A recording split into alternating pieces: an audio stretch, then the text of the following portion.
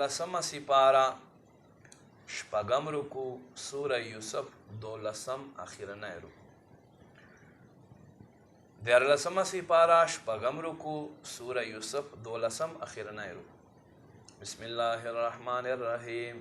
وکأی من آیت فی السماوات والارض، او څومره نښې دي په اسمانونو او په ځمکو کې یمرون علیها خلق پې تیریږي وهم عنها هم معرضون، او په داسې حال کې چې دوی بې خبره اوسي.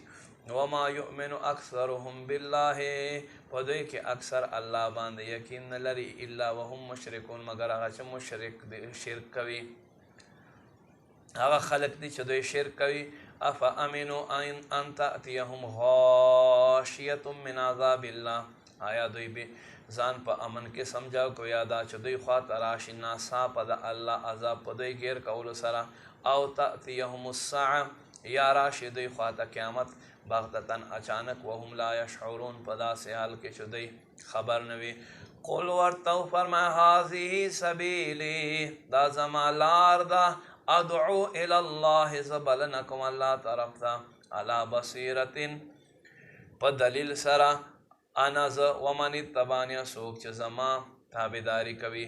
وسبحان الله، پاکی دے اللہ تا. وما انا من المشرکین، او زه نه یم له شرک کوونکو نه.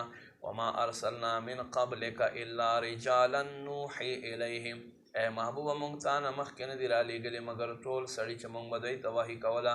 من اهل القرى، د ښارونو اوسېدونکي.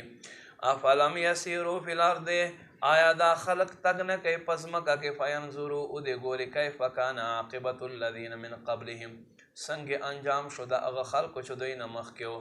ولدار الاخرة خیر للذین اتقوا، او ضرور کور د آخرت پرهیزګارانو دپاره غوره دی. افلا تعقلون، آیا تاسو عقل نه لرئ. حتی اذ استیأس الرسل، څه وخت چې رسولان ظاهري اسبابو کې ناامید شول. وظنوا انهم قد کذبوا، او دوی پوهه شه چې دوی ته خلکو غلط ویل. جاءهم نصرنا، دوی خواته زمونږ مدد راغی. فننجی من نشاء، پس مونږ نجات ورکو چاته مو چې خوښه وه. ولا يرد باسنا عن القوم المجرمین، او زمونږ عذاب مجرمانو نه نه ګرځي. ولقد کان فی قصصهم عبرة، بېشکه په دې خبرو کې عقل وه، په دې خبرو کې ضرور نصیحت دی لاولی الالباب، عقل والو لره. ما کان حدیثا یفترا، دا بناوټي خبرې نه دي چې جوړې شي. ولكن تصدیق الذي بین یدیه، لیکن تصدیق کوونکی د مخکې کارونو. وتفصیل کل شیء، او تفصیل د هر یو شیز. وهدى ورحمه، او هدایت او رحمت. لقوم یؤمنون، قوم لره څوک چې په الله ایمان لري.